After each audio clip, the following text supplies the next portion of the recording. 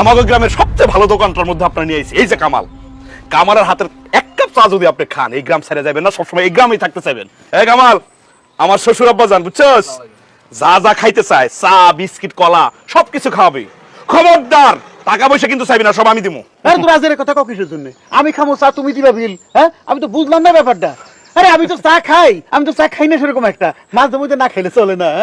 আব্বা যান মাঝে মধ্যেই খাইবেন, তাও আবার এই জায়গায় এসে খাইবেন। শোন, যা যা খাইতে চাই দিবি, অফিস থেকে ফেরার পথে আমি দিয়ে দেবো মোবিল, ঠিক আছে? সবুজ ভাই, আপনার লগে একটু কথা আছে। কি কথা বলবে তাড়াতাড়ি বল, আমার আবার টাইম নাই, অফিসের সময় হয়ে যাইতেছে। আপনার আব্বা আমার দোকানে 1500 টাকার মতো বাকি খাইছে।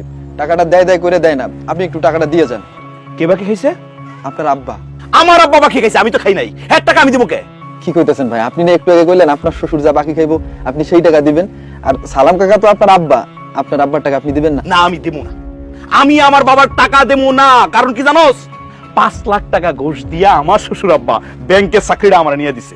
এই যে আমি বেতনটা পাই, এটা তো আমার শ্বশুর আব্বার জন্যই পাই। হ্যাঁ, আমার শ্বশুর আব্বার বাকি টাকা কেন? যদি উনি লোনও করে 1 লাখ 2 লাখ 5 লাখ সব টাকা আমি দেবো, তাই না আব্বাজান? কিন্তু আমার এই আব্বা, আমার আব্বারে দিয়ে তো আমার 50টা টাকা উপকার হয় নাই, এর বাকি টাকা আমি দেবো কে? কি কইতেছেন ভাই? আপনার আব্বারে দিয়ে আপনার 50 টাকার উপকার হয় নাই? আপনার আব্বা যদি না থাকতো তাহলে আপনি পৃথিবীতে আইতে পারতেন?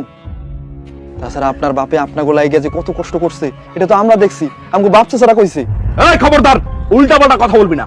আমার বাপ আমার জন্য কষ্ট করছে কি করে নাই সেই কথা তোর কাছে আমার শুনতে হইব? আমার জ্ঞান দেস না? ও আমি বুঝছি, বাকি টাকাটা উঠানোর জন্য দুর্বল জায়গায় তুমি আঘাত করছো না, কাজ হইব না। যে বাকি খাইছে এর কাছ থেকে টাকা তুই আদায় কর। আরে দূর দে ভাই, তুমি কেন খামা খাই সমস্ত লোকজনের সঙ্গে কথা বলে সময় নষ্ট করতেছো? তোমার তো অফিসে টাইম পাস হয়ে যাচ্ছে। এই দেখো কয়টা বাজবে। জি আব্বাজান, একমাত্র আপনিই বুঝলেন, আসলে ওদের সাথে তর্ক করে কোনো লাভ নাই। না। আসি আব্বাজান, আসসালামু আলাইকুম। ওয়ালাইকুম আসসালাম।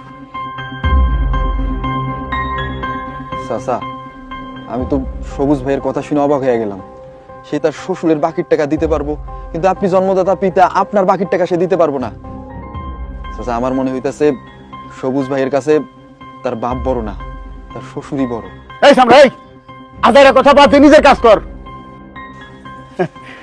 বিয়ে সাহেব দুমাইরা বসে আছেন কেন? চা বিস্কুট কি খাবেন খান, চিন্তার কোনো কারণ নাই, টাকা আমি দেবো। না, আমি আর এখন কিছু খামো না। চাচা, আপনি ওনার কাছ থেকে কিছু খাইবেন না, যা খাওয়ার লাগে আমি আপনার